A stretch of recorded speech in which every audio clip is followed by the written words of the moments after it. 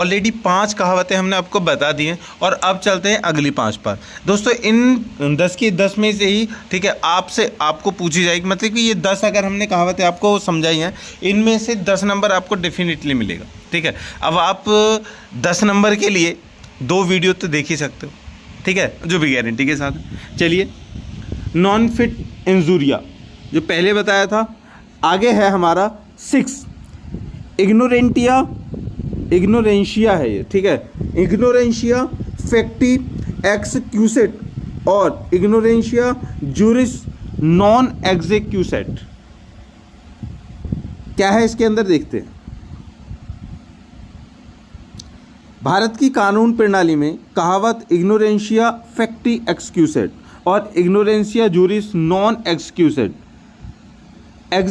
है, ठीक है, महत्वपूर्ण सिद्धांत है जिनका उपयोग विभिन्न कानूनी मामलों में दायित्व निर्धारित करने के लिए किया जाता है।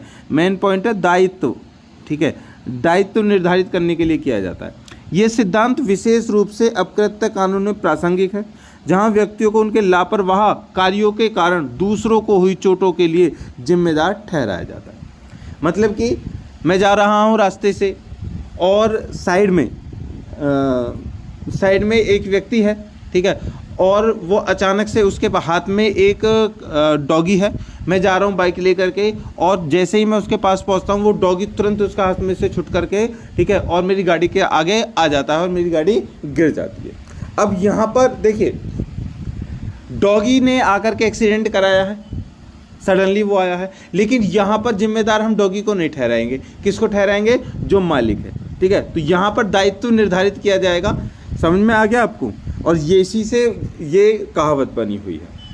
अब इग्नोरेंशिया फैक्टी एग्जीक्यूसेट, देखिए, इग्नोरेंशिया फैक्टी एग्जीक्यूट का अर्थ है कि तथ्य की अज्ञानता एक बहाना है। मतलब कि अब वो डॉगी उसके हाथ में था या नहीं था, वो डॉगी उसी का था, ये था या नहीं था मुझे नहीं पता, लेकिन वो उसी के हाथ में से भागा, इतना मैंने कह दिया। तो अब यहाँ पर ये बहाना हो गया। अब वो कह देगा कि सपोज करो कि वो उस डॉगी का मालिक था लेकिन वो उसके हाथ में नहीं था, और मैंने यहाँ पर कह दिया कि नहीं सर, जज साहब ये हाथ में था और इसने जानबूझकर उसको छोड़ा मेरे ऊपर। अब यहाँ पर क्या हो गया, बहाना लगा दिया मैंने, एक अज्ञानता का बहाना। मुझे चीज़ें नहीं पता थी लेकिन मैंने फिर भी अपने केस को मजबूत करने के लिए उस पर एक बहाना लगा दिया। ये बहाने होते हैं। इस सिद्धांत तो उन व्यक्तियों के लिए बचाव प्रदान करता है जिन्होंने ज्ञान या जानकारी की कमी के कारण नुकसान पहुंचाया हो।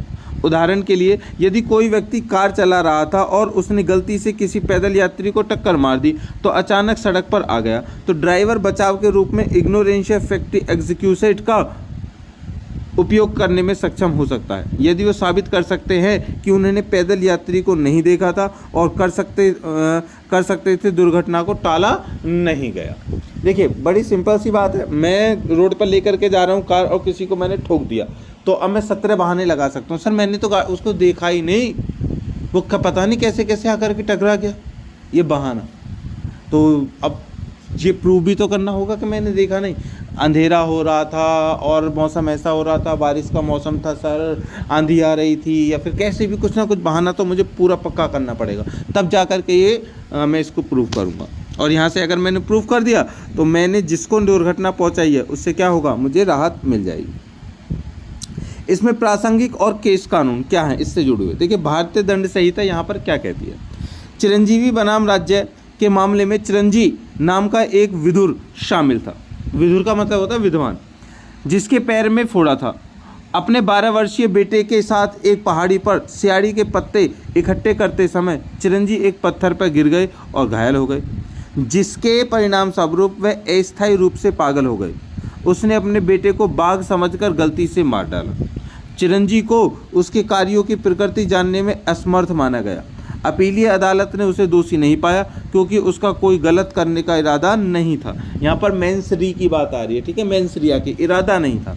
हमले के समय उन्हें विश्वास था कि हमले का उद्देश्य कोई इंसान नहीं बल्कि एक जादुई बाघ था, ठीक है। अब यहाँ पर देखिए, जो लॉ बनाया गया है उसको 2 तरीके से प्रेजेंट किया जा सकता है, पॉजिटिव को नेगेटिव बना करके, नेगेटिव को पॉजिटिव बना करके। लेकिन उससे बचा जा सकता है अगर तुम अच्छे जानकार हो तो। यहाँ पर ये सच्ची घटना है, उसने अपने ही बेटे को मार दिया लेकिन उसको बाघ समझ के मार दिया। अब उसका कारण तो कोई नहीं था, मैंसरी नहीं था, इरादा नहीं था। इसी तरह दूसरा जो एग्जाम्पल हमने बताया था कार वाला, उसमें भी उसका इरादा उसको मारने का नहीं था, वो तो अचानक से आ गया ना। तो कोई भी दंड संहिता है, सबसे पहले दंड संहिता ये कहती है कि अगर तुमने कुछ क्राइम किया है तो उसके पीछे का क्या, तुम्हारे पीछे उसका आशय था, उसे मारने का इरादा था, पहले से तुमने साजिश की थी, सोचा था, कभी बोला था कि मैं तुम्हें मार दूंगा। इसलिए हमेशा बोलते हैं समझदार हो जाओ और किसी को भी धमकी मत दिया करो, करना है कर दिया करो, नहीं तो हाईलाइट हो जाते हो। इतना तो समझ गए होगे। चलिए अब इस मामले का विश्लेषण भारतीय दंड संहिता की धारा 79 के आलोक में किया जा सकता है, जिसमें कहा गया है कि किसी व्यक्ति द्वारा किया गया कार्य कानून द्वारा उचित है या जो अच्छे विश्वास में तथ्य की गलती के कारण खुद को कानून द्वारा उचित मानता है और कानून की गलती नहीं है, उसको अपराध नहीं माना जा सकता। मतलब कि अगर तुमने अनजाने में कोई ऐसा काम कर दिया है जिसको तुम्हें नहीं पता था कि अगर मैंने ऐसा काम किया तो इसकी मुझे सज़ा मिलेगी, तो फिर वो कानून की नज़र में अपराध नहीं माना जाएगा।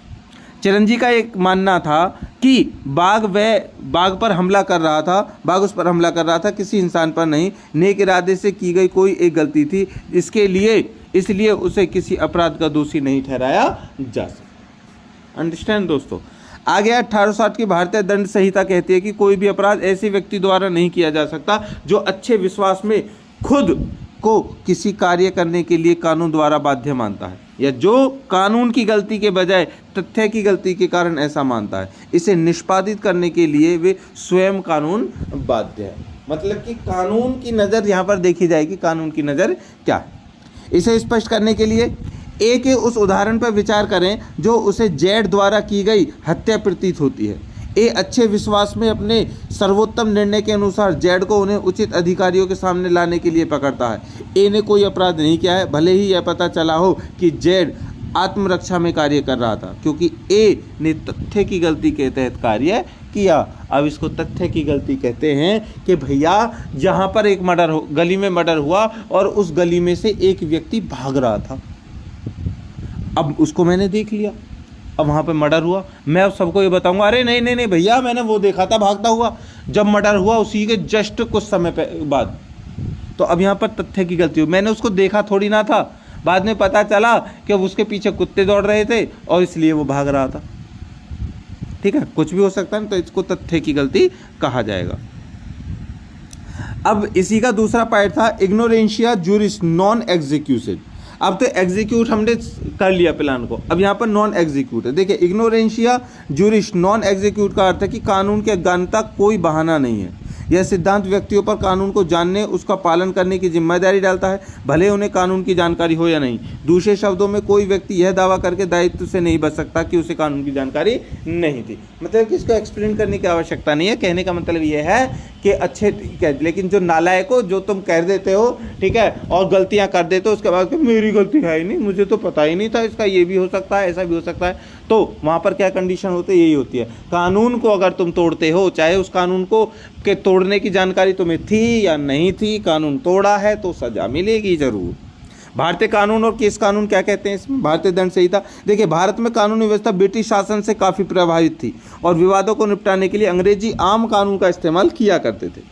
इस प्रकार इग्नोरेंशिया जूरिस नॉन एग्जीक्यूटेड की कहावत को भारतीय अदालतों में भी लागू माना जाता था। हालांकि ऐसे कुछ मामले सामने आए हैं जहां अदालतों ने कुछ परिस्थितियों में कानून की गलती की अवधारणा को मान्यता दी है। मतलब कि वो अभी पिछले वाला वो था मैटर, इसका अपोजिट ही है दोनों।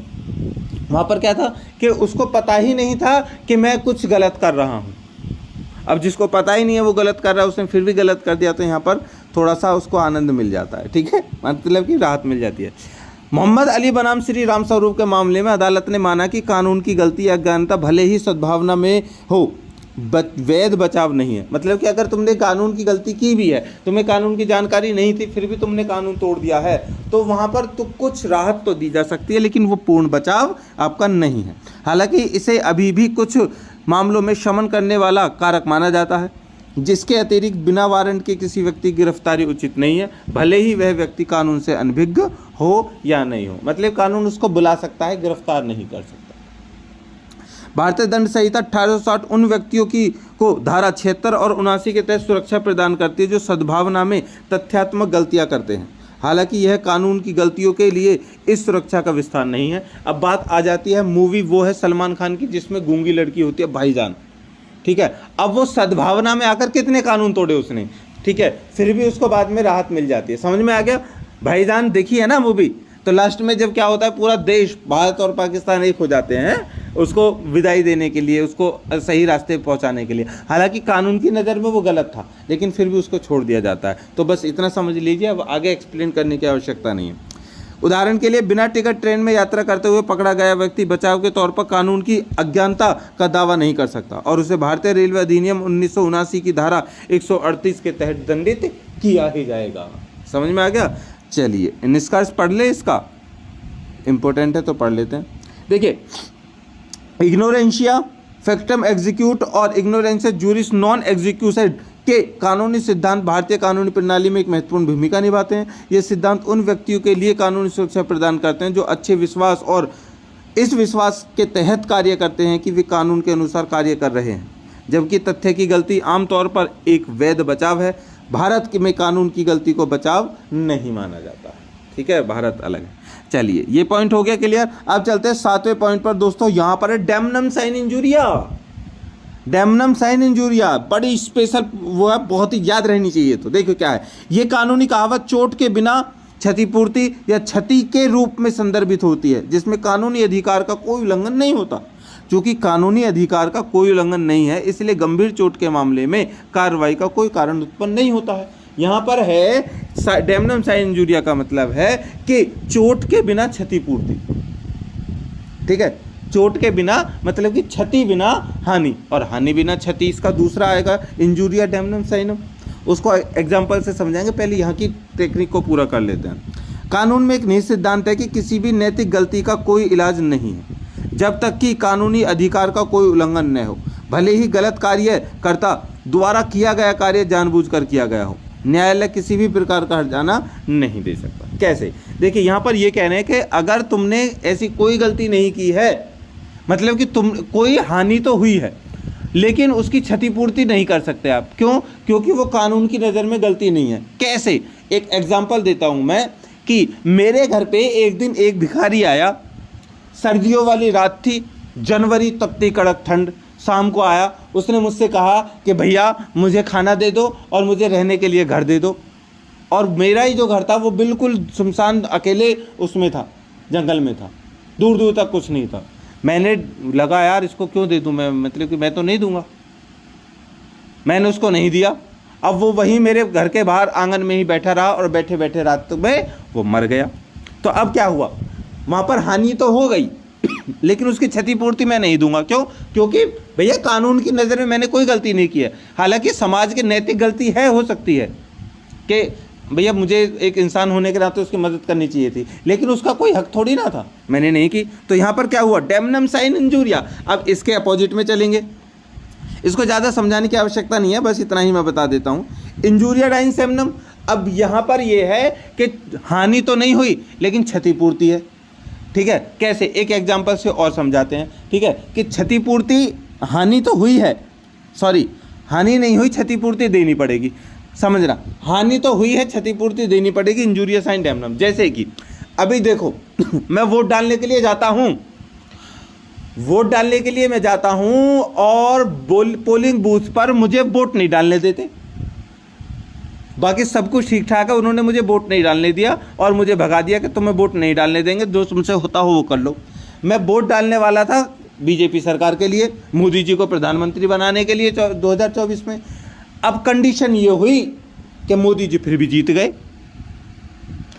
देखिए मैं मोदी जी को जिताने के लिए वोट डालने वाला था लेकिन मोदी जी फिर भी जीत गए, मेरी वोट नहीं डली।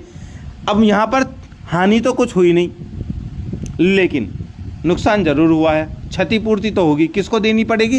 कानून की नज़र में गलत किया है, क्योंकि वो मेरा अधिकार था वोट डालने का। चाहे भले ही मेरी वोट से मोदी जी जीतते या नहीं हारते, उस पर कोई फर्क पड़ता है नहीं पड़ता, लेकिन उन्होंने यहाँ पर गलती की। समझ में आ गया? तो यह है इंजूरियस एंड डैमनम। दोनों का एग्जाम्पल मैंने बता दिया। चलिए अब बढ़ते हैं आगे। इम्पेरी डेलिक्टो का कानूनी सिद्धांत क्या है? देखिए, इम्पेरी डेलिक्टो का कानूनी सिद्धांत एक लैटिन वाक्यांश है जिसका अर्थ है समान दोष में बराबर की हिस्सेदारी। यह एक सामान्य कानून सिद्धांत है जिसका उपयोग अपकृत्य और अनुबंध कानून दोनों मामलों में बचाव के रूप में किया जाता है। मतलब कोई ऐसी गलती हो जिसमें दोनों पक्षों की समान गलती हो। कैसे? सिद्धांत अनिवार्य रूप से कहता है कि एक वादी किसी गलती के लिए प्रतिवादी से हर्जाना नहीं वसूल सकता जब वादी उस गलती के लिए काफ़ी हद तक समान जिम्मेदारी वहन करता है। उदाहरण के लिए, यदि दो पक्ष एक अवैध अनुबंध में प्रवेश करते हैं या एक साथ किसी अवैध गतिविधि में संलग्न होते हैं, तो कोई भी पक्ष उस अनुबंध या गतिविधि से उत्पन्न किसी भी विवाद पर दूसरे पर मुकदमा दायर नहीं कर सकता। कैसे? सपोज करो कि तुम हो और तुम ब्लैक से बेचते पौए मैं तुम्हारे पास में पहुंच गया, अरे यार एक पौआ दे दे उधार भाई। तुमने दे दिया, यार दे देना। मैं हाँ दे दूंगा भाई, दे दूंगा। तुमने मुझे पौआ दे दिया। ऐसे ऐसे करके मैं 15-20 दिन तक तुमसे दारू लेता रहा। अब बात क्या हुई कि मैंने कह दिया मन की ना दे रहा, मैं तो पैसे जा ले जिसके लेने। अब तुम क्या हुआ? तुम गए पुलिस के पास नहीं जा सकते, क्योंकि पुलिस से क्या कहोगे कि इसने पौआ बेचे थे मैंने, इसको उसके पैसे दे दो। पुलिस तो वो उठा लेगी, बे हरामखोर गैर कानूनी काम करता है। ठीक है, तो यहाँ पर क्या हुआ? एक ही काम किया उन्होंने। अब इसी को किसी भी एग्जाम्पल से फिट कर सकते हैं, गलती तो दोनों ने की है ना। समझ में आ गया? चलिए आगे बढ़ते हैं। इम्पेरी डेलिक्टो सिद्धांत के बारे में जानने योग्य कुछ प्रमुख बातें। देखिए, यह एक न्यायसंगत बचाव है जिसका उपयोग वादी के दावे को रोकने के लिए किया जाता है जब वादी कथित नुकसान के लिए बराबर या काफ़ी हद तक समान गलती करता है। मतलब दोनों की समान गलती हो और कोई सही हो तथ्य या गलत हो, लेकिन दोनों की अगर समान गलती है तो उनको क्या किया जाएगा? एक दूसरे के ऊपर प्रभावी नहीं होने दिया जाएगा। आगे, बचाव पक्ष का तर्क कि अदालत उस वादी को राहत या उपाय नहीं देना चाहिए जिसने प्रतिवादी के समान या समान गलत काम में भाग दिया है। मतलब दोनों को ही नहीं छोड़ा जाना चाहिए। तीसरा है, इस सिद्धांत का उद्देश्य गलत काम करने वालों को न्यायिक राहत देने से इनकार करने या अवैध या अनैतिक आचरण को रोकना है। मतलब कि गलत कर रहे हो तो तुम्हें फिर भी ये सोचते हो गलत करने के बाद भी कानून से तुम्हें राहत मिल जाएगी, ये गलत है। आगे, सहमति अवैधता का ज्ञान गलत काम की सापेक्ष डिग्री, सार्वजनिक नीति, निहितार्थ आदि जैसे कारक ये निर्धारित करने भूमिका निभाते हैं कि बचाव लागू होता है या नहीं। मतलब कि तुम्हारी गलती गैर कानूनी है, वो किस हद तक है इस बात को नोटिस किया जाता है। रक्षा को अधिकांश अमेरिकी न्याय क्षेत्रों में मान्यता प्राप्त है, लेकिन नियम राज्य के अनुसार अलग अलग होते हैं, खासकर अपवादों के संबंध में। मतलब कि चीज़ें तो हर जगह अलग अलग होती हैं। ठीक है, सभी देशों का जो न्याय है वो अलग अलग होता है, कहीं पर कोई चलता है, कहीं पर कोई चलता है। एग्जाम वहाँ पे देख लेते हैं निष्कर्ष। इम्पेरी डेलिक्टो सिद्धांत का एक वादी को एक गलत कार्य के लिए नुकसान की वसूली करने से रोकता है जब वादी उस गलत कार्य के लिए समान जिम्मेदारी वहन करता है। इस सिद्धांत पर आधारित एक न्यायसंगत बचाव के रूप में कार्य करता है कि कानून को गलत काम करने वाले को उपचार प्रदान नहीं करना चाहिए। मतलब जिसने गलत काम किया है उसको कोई भी कानून की तरफ से राहत नहीं दी जाएगी। शब्द एलिबी की उत्पत्ति लैटिन शब्द से हुई है जिसका अर्थ है कहीं और या कहीं और। साक्ष्य अधिनियम में किसी आरोपी द्वारा व्यक्ति द्वारा जो कोई अपराधी हो, आरोप मतलब अपराधी व्यक्ति द्वारा अपराध में अपनी कथित संलिप्तता का खंडन करने के लिए एलिबी की दलील का बचाव किया जाता है। मतलब कि कोई अपराधी है और उसके साथ उसको अपने अपराध को वो क्या कर रहा है वहाँ पर ये जो यहाँ पर दिया संलिप्तता, मतलब कि जैसे किसी के ऊपर किसी ने आरोप लगाया है, ठीक है, तो उसको कहानी के तौर पर वो बता रहा है और उसमें कुछ चीज़ें जो हैं, ठीक है, वो कहीं और तोड़ मरोड़ कर कहीं और से ला करके उसमें पेश कर रहा है। ठीक है, यहाँ पर ये चीज़ आएगी। आरोपियों का दावा है कि जब अपराध किया गया था तब वे एक अलग स्थान पर मौजूद थे और इसलिए अपराध स्थल पर मौजूद नहीं हो सकते थे। समझ में आ गया? कहीं और क्या कर रहा है अभी यहाँ पर वो अपनी दलील पेश कर रहा है। अरे जज साहब मैंने ना मारा उसको। वो जज साहब का क्यों नहीं मारा तूने उसको? जज साहब बात ये थी कि जब उसका मर्डर हुआ उस समय पर वो तो मैं वहाँ पर था सर, उस कॉलेज में था, वहाँ पर था मैं, तो पूछ लीजिए कहीं और। ठीक है, चलिए अब साक्ष्य अधिनियम में एलबी की अनिवार्यताएं क्या हैं? साक्ष्य अधिनियम मतलब कि सबूत, ध्यान रखना, ठीक है, सबूतों की बात चल रही है, सबूत देने की प्रक्रिया चल रही है।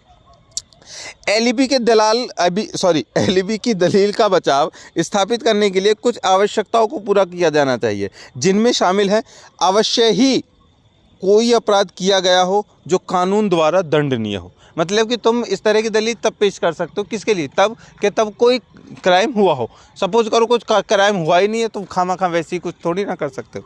आगे, आरोपी पर अपराध करने का आरोप लगाया जाना चाहिए।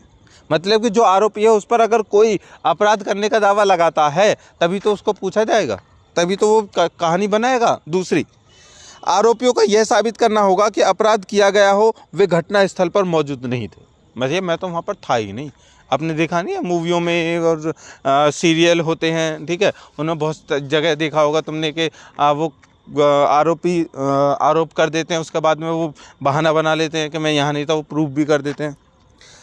अभियुक्तों को यह प्रदर्शित करना होगा कि वे एक अलग स्थान पर थे जिससे उनके लिए अपराध स्थल पर मौजूद रहना असंभव हो जाता है। ठीक है, कि सर मैं तो वहाँ पर था दिल्ली में और ये जो कांड हुआ है वो हुआ जयपुर में। जनाब बताइए, इतनी दूर मैं वहाँ पे आ जा भी नहीं सकता, ठीक है, आने जाने में भी कई घंटे लग जाएंगे, तो बताइए कैसे ही कर सकता हूँ मैं। कानूनी कार्रवाई में यथाशीघ्र एलबी की दलील का बचाव किया जाना चाहिए। मतलब कि कानूनी कार्रवाई जब चल रही हो तो तुरंत एलबी मतलब कहीं और की दलील को तुरंत लेकर आना चाहिए, ठीक है। तो प्रभावी और भावी वकीलों मोस्टली केसों में ये चीज़ें देखी जाती है, ये रामबाण का काम करती है, क्या? एलबी, ठीक है। चलिए, एलबी के दलील का उपयोग कौन कर सकता है? देखिए, किसी आपराधिक मामले में आरोपी आमतौर पर अन्यत्र होने की दलील लेता है। आरोपियों को यह दावा करना होगा कि कथित अपराध के समय वे शारीरिक रूप से कहीं और मौजूद थे। दूसरा, मतलब कि सबसे मेन पॉइंट तो यही है, दूसरा तो नहीं है, कि उसको मौजूद कहीं और था शारीरिक तौर पर। अब है यहाँ पर नेक्स्ट दोस्तों, साक्ष्य अधिनियम में एलबी की याचिका कब उठाई जाए?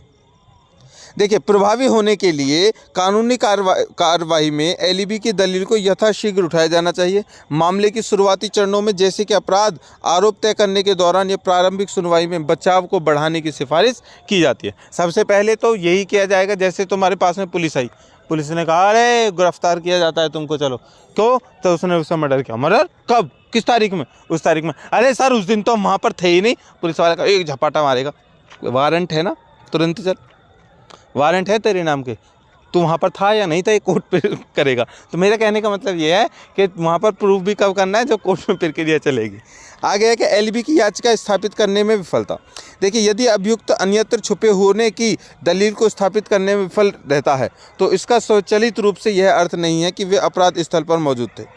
अभियोजन पक्ष को अपराध स्थल पर अभियुक्त की उपस्थिति को साबित करने के लिए अभी भी सकारात्मक साक्ष्य प्रदान करने की आवश्यकता है। केवल अन्यत्र बहाना स्थापित करने में विफल रहने की अपराध का प्रमाण नहीं माना जा सकता। कहने का मतलब है कि कहीं पर कोई क्राइम हुआ और प्राइम सस्पेक्ट जो है वो गायब हो गया, और फिर गायब होने के बाद में 2-3 महीने बाद वो पकड़ा जाता है और अदालत में जाकर बोलता है सर मैंने वो किया ही नहीं, मैं तो वहाँ पर था ही नहीं।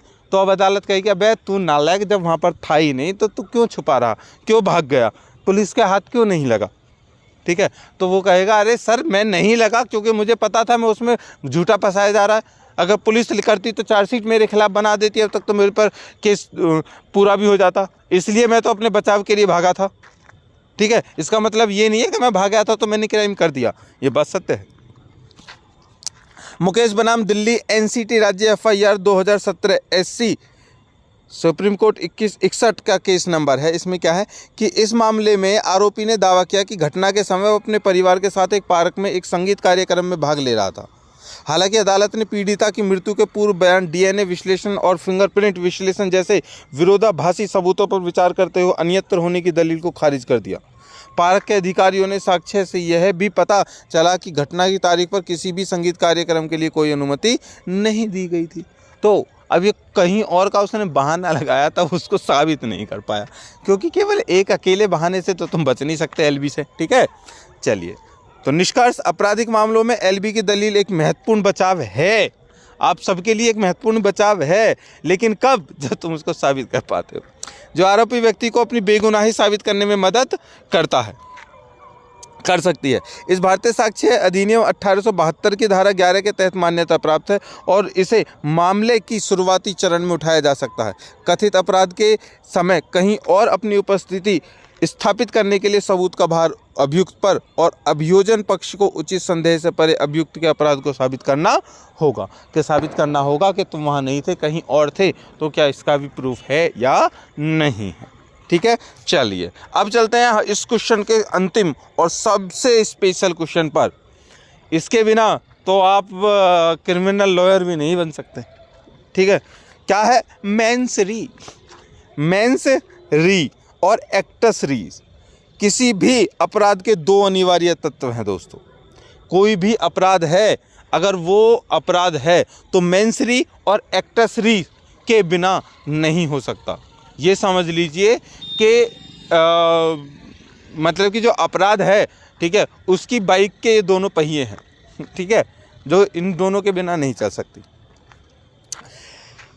अनिवार्य तत्व और अधिकांश सामान्य कानून वाले देशों में उपयोग किए जाने वाले सिद्धांत हैं। मेंस री दोषी दिमाग या अपराध करने का दोषी इरादा, किसी अन्य व्यक्ति जानवर को चोट पहुंचाने के इरादे से या शांति भंग करने के स्पष्ट इरादे से होता है। हालांकि एक्टस रीस दोषी कृत्य है जो यह साबित करने के लिए एक आवश्यकता है कि आपराधिक कृत्य किया गया था।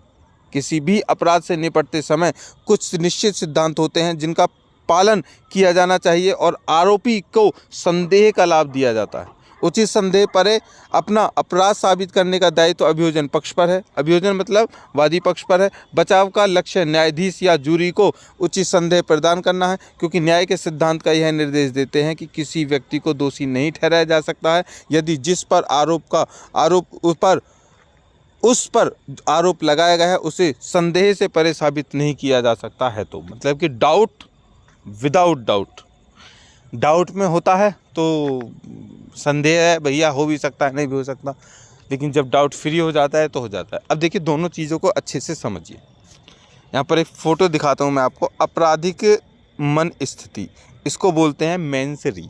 मेंस री का मतलब क्या है कि ये व्यक्ति जो है ए, ये किसी को मारने का, किसी के साथ में छीना झपटी करने का, मतलब कोई भी अपराध करने के लिए ये पहले से ही अपने दिमाग में सोच लेगा। जैसे ये रोड पे चल रहा है, टक टक टक टक, अरे अरे अरे सामने से लड़की आ रही है, अरे वाह कितनी सुंदर लड़की है, चलो इसको पकड़ता हूँ, इसको छेड़खानी करता हूँ, ये ज़्यादा कुछ कहेगी तो इससे फ़ोन छीन लूँगा, बदतमीजी करूँगा, ये करूँगा। अब वो जा कर के उससे कर रहा है, मतलब कि करने से पहले उसने अपने मन में जो करना था वो डिसाइड कर लिया, निर्धारित कर लिया लक्ष्य। तो भाई साहब लक्ष्य भी दो प्रकार के होते हैं, पॉजिटिव लक्ष्य निर्धारित करना, ठीक है, नेगेटिव नहीं। नेगेटिव लक्ष्य निर्धारित कर लिया, उसको जा करके छेड़ दिया, बाद में प्रूफ हो गया, मारा गया। तो ये क्या है? मेंस री। सोचो कि आप बाइक से जा रहे हो, सामने एक व्यक्ति है, चलो लड़की है, लड़की की स्कूटी है, वो सामने से जा रही है, तुम लेकर के जा रहे हो। अच्छा ये वही वाली लड़की है, उस दिन जब मैं इससे बात करने के बोला था इसने बदतमीज़ी की थी, आज बता दूंगा, चलो बाइक ठोक देता हूँ मैं इसमें। वो जाता है, बाइक की साड़ी मारता है, वो लड़की को घसीट देता है, लड़की लग जाती है बेचारी को। तो अब क्या है? ये दोषी मन भी है और उसको अपराध माना जाएगा भयंकर वाला।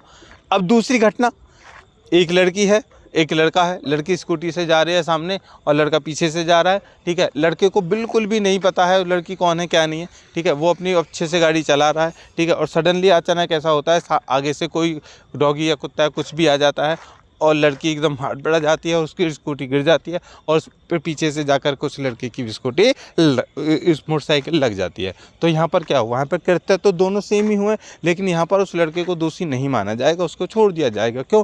क्योंकि यहाँ पर दोषी मन उसका नहीं है, मेंस री। अंडरस्टैंड दोस्तों? ठीक है, चलिए मेंस री का तो आपको मतलब समझ में आ गया। अब इसको थोड़ा सा पढ़ लेते हैं। देखिए मेंस री का मतलब मंशा, इरादा यह तय करने का एक अनिवार्य हिस्सा है कि कोई कार्य दोषी है या नहीं। मेंसरी आरोपी द्वारा उस अपराध को अंजाम देने के विशिष्ट इरादे को प्रदर्शित करता है जिसके लिए उस पर आरोप लगाया गया है। यह साबित होना भी चाहिए कि आरोपी ने जानबूझकर अपराध किया है, मतलब जानबूझकर उसने किया है, और उसे अपने कार्य की पूरी जानकारी होनी चाहिए, और पीड़ित के प्रति उसका इरादा दुर्भावनापूर्ण था, गलत था। मेंसरी का उपयोग कुछ सिविल मुकदमों में भी किया जाता है जिसके लिए प्रतिवादी को नागरिक दायित्व उत्पन्न होने के लिए अपने कार्यों के नतीजों के बारे में पता होना आवश्यक होता है। लेकिन आमतौर पर एक्टस रीस का नागरिक दायित्व के मामलों में प्राथमिकता दी जाती है, जो दूसरे पॉइंट में हम पढ़ेंगे। तो आई होप कि मेंसरी का तो मतलब पता ही चल गया होगा आपको। अब चलते हैं आगे। इसके अलावा यदि कोई अधिनियम स्वैच्छिक या अनैच्छिक हो सकता है और अपराध का निर्धारण मामले में तथ्यों से होता है। यदि कोई व्यक्ति नशे में गाड़ी चलाता है, अनजाने में दूसरों को नुकसान पहुंचाता है, तो भी वह दोषी है, क्योंकि गाड़ी चलाने से पहले शराब पीना उसकी स्वैच्छिक पसंद थी, भले ही अपराध अनजाने में हुआ है। हालांकि यदि किसी स्वच्छ व्यक्ति को गाड़ी चलाते समय दिल का दौरा पड़ता है और वह अनजाने में दूसरों को नुकसान पहुँचाता है, तो वह उत्तरदायी नहीं है और अपराध का भी दोषी वो नहीं माना जाएगा। ठीक है, चलिए अब ये तो आपको पता चल गया। आ गया दोस्तों आपराधिक कृत्य क्या है। ठीक है, जो मेंसरी से जुड़ा होता है। देखिए आपराधिक कृत्य क्या है। आपराधिक कृत्य वो है जिस भी कृत्य से किसी का नुकसान हो रहा हो, किसी को कोई प्रॉब्लम हो रही हो, किसी को कोई समस्या हो रही हो, वो सारे जो काम होते हैं वो आपराधिक कृत्य में ही आते हैं। तो अब बात चल रही थी एक्टस रीस की। देखिए एक्टस रीस किसी अपराध का भौतिक पहलू है। अब कोई भी अगर अपराध हो रहा है तो उसमें जो भौतिक रूप से जो क्रिया की जा रही है, ठीक है, उसमें जो शामिल जो हमारी शारीरिक क्षमताएं हैं उसको हम कहेंगे। अभियुक्त ने कुछ किया होगा या कुछ करने से चूक गया होगा जिसके परिणाम स्वरूपवादी या नागरिक मामलों में पीड़ित को चोट लगी होगी, तो दोषी कृत्य के बिना कोई अपराध नहीं हो सकता और क्षति के लिए कोई मुकदमा नहीं उठ सकता। हालांकि कोई कार्य अकेले अपराध नहीं, कोई भी जो कार्य है वो अकेले अपराध नहीं बनता और व्यक्ति का इरादा और कार्य दोनों ही होना चाहिए। यदि ऐसा कार्य निषिद्ध है, मिलकर अपराध बनते हैं, तो कुछ मामलों में मामले की परिस्थितियों को भी ध्यान में रखा जाता है और अक्सर इसका उपयोग तो निर्णायक रूप में अपराध साबित करने के लिए किया जाता है या इरादे के उचित संदेह को साबित करने के लिए किया जा सकता है। उदाहरण के लिए हत्या का कृत्य करने के स्पष्ट इरादे से किसी के घर में चाकू ले जाना या कोहरे की रात में कार चलाना और असुरक्षित रूप से सड़क पर पार करने का प्रयास कर रहे किसी व्यक्ति को गलती से मार देना। सपोज करो कि तुम्हारे घर पे कोई व्यक्ति आया है, ठीक है, और उसने अपने बैग में चाकू रख के लेकर है तुम्हें मारने के लिए। तुम्हें पता नहीं चलता है और वो मारता भी नहीं है और वो वापस चला जाता है, तो ये अपराध नहीं हुआ, क्योंकि मेन पॉइंट ये है कि उसके मन में इरादा था लेकिन उस इरादे पर उसने वर्क नहीं किया।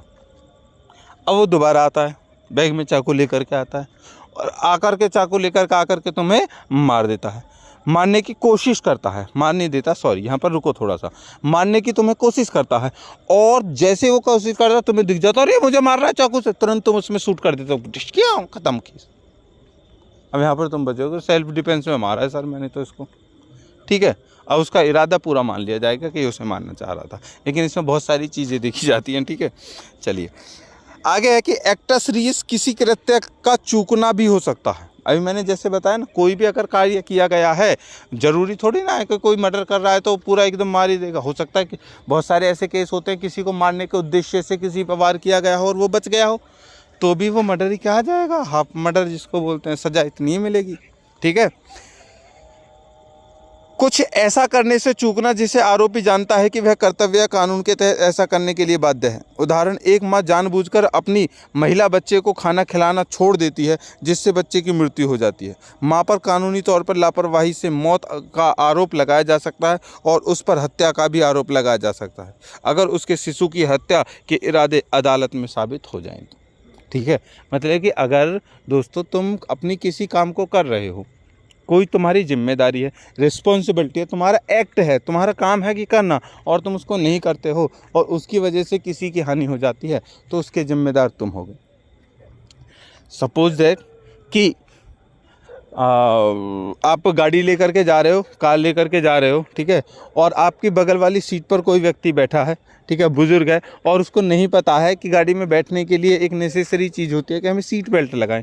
तुमने वो लगा रखी है, तुमने उसको बिठाया और तुमने उसको सीट बेल्ट नहीं लगाई, आगे जा कर के एक्सीडेंट हुआ, तुम बच गए, वो मर गई, ठीक है। तो अब यहाँ पर ध्यान रखना कि तुम्हारी एक्सेसरीज है, भले ही तुम्हारी मंशा उसको मारने की हो या ना हो, लेकिन तुमने यहाँ पर लापरवाही की, गलती कर दी और उसका नतीजा तुम्हें भुगतना पड़ेगा, मर्डर चार्ज लगेगा।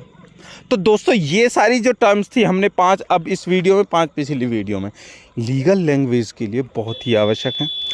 20 नंबर और 10 नंबर ये दोनों देकर ही जाएंगे आपके लिए। दोनों वीडियो कम से कम 10 नंबर, ज़्यादा से ज़्यादा 20 नंबर, जल्दी से रेडी कर लीजिए दोनों क्वेश्चनों को। आपका बहुत प्यार मिल रहा है, कंटिन्यू स्टडी करते रहिए, टाइम है नहीं, हम भी लगे हुए हैं यार कंटिन्यू आपके लिए ही, ठीक है। तो मिलते हैं अगली वीडियो में, नेक्स्ट वीडियो में। लेकिन रुको रुको रुको, हमारा कहने का मतलब ये भी है, अगर किसी को इसके PDF चाहिए हमारी, तो सीधा जल्दी से जाइए हमारे चैनल को सब्सक्राइब कीजिए, उसके बाद में ज्वाइन कर लीजिए, ठीक है। और ज्वाइन करने के बाद में 159 रुपये का आपको 1 टाइम पेमेंट करना होगा, वहाँ पर चैनल से ज्वाइन हो जाओगे। और उसके बाद को आपको एक पर्सनली जो प्राइवेट ग्रुप है जिस पर हमारी टीम काम करती है और आपको आपका मनचाहा PDF और सारी चीज़ें उपलब्ध कराती है, ठीक है, उस ग्रुप में ज्वाइन कर दिया जाएगा, ठीक है। और साथ में आप हमसे जुड़ सकते हैं, हमसे फेसबुक पर भी, व्हाट्सएप से भी, इंस्टाग्राम से भी और टेलीग्राम पर, सबकी लिंक डिस्क्रिप्शन में, जल्दी से देख लीजिए, ठीक है। मिलते हैं दोस्तों नेक्स्ट वीडियो के साथ। जय हिंद।